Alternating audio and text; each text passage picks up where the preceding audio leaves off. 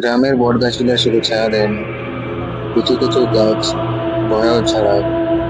আজ শোনো এক সত্যের কাছাকাছি দাঁড়িয়ে থাকা গল্প, সোনাঝুরির বটগাছ। বীরভূম জেলার ধানপাথরে ছোট্ট শান্ত একটা গ্রাম। এখানে পাখির কিচিরমিচির আর শেষ হয় সন্ধ্যার আরতিতে।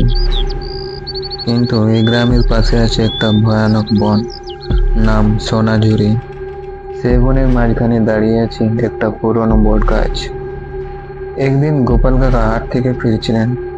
শর্টকাট নিতে গিয়ে তিনি চলে গেলেন সোনাঝুরির বনের পর দিয়ে। গাছটার সামনে এসে একটু বসলো। তখনই শুরু হলো অদ্ভুত কিছু। চারপাশ হঠাৎ নিঃশব্দ হয়ে গেল। তারপর একটা মেয়ের কণ্ঠে আওয়াজ এলো, একটু জল দেবে কাকা? গোপাল কাকা ঘুরে তাকিয়ে দেখেন সাদা শাড়ি পরা এক মেয়ে দাঁড়িয়ে, চোখ লাল, মুখে অদ্ভুত হাসি। আস্তে আস্তে মহিলাটির গলার স্বর যেন বদলে যাচ্ছে। মেয়েটা বলল, তুই একা কেন এসেছিস? ফিরে যাবি না? তারপর আর কিছু কাকার মনে নেই। পরের দিন সকালে গোপাল কাকাকে অজ্ঞান অবস্থায় পাওয়া যায় সেই বট গাছের নিচে। শুধু বলতেন, ওটা মানুষ ছিল না।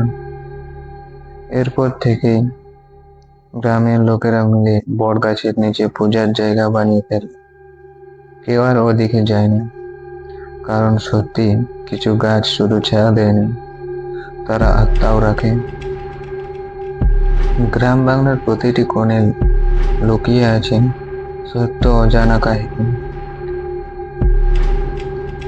তুমিও কি বিশ্বাস করো ভূতের অস্তিত্ব? আর হ্যাঁ, এরকমই ছোট্ট ভূতের গল্প শুনতে গেলে এই চ্যানেলটিকে সাপোর্ট করো, সাবস্ক্রাইব করে রাখো। পরের ভিডিও ছাড়তে ছাড়তে তোমার কাছে চলে যাবে। আরো